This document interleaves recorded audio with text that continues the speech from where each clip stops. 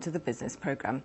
America's Silicon Valley founders suggest taking government out and letting Russian startups grow through private money.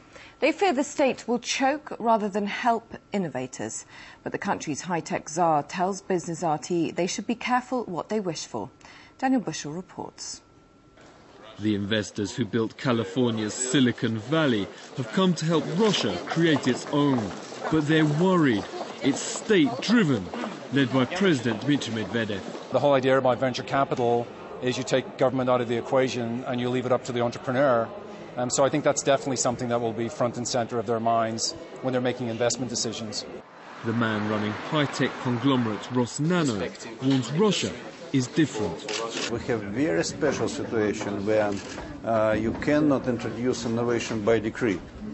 But at the same time, in Russia, you cannot introduce them without the decree. So that's the kind of the Russian mystery. Both ways can work. State funds help start AutoTracker, top maker of fleet management software known as telematics. In August, Russia's first venture IPO took it private, making the young founders very rich indeed. We started as a group of students which were inspired by the idea that the telematics will rule the world. VTB and Russian venture company, which believed our idea and gave us money to make this business from side of Moscow to side of the whole country. And in 2010 we started thinking worldwide. We understood that there are a lot of emerging markets where our products are very competitive, and we made IPO just for going broad. The state will fund at least half the $6 billion cost of Russia's Silicon Valley, currently under construction in Skolkovo, near Moscow.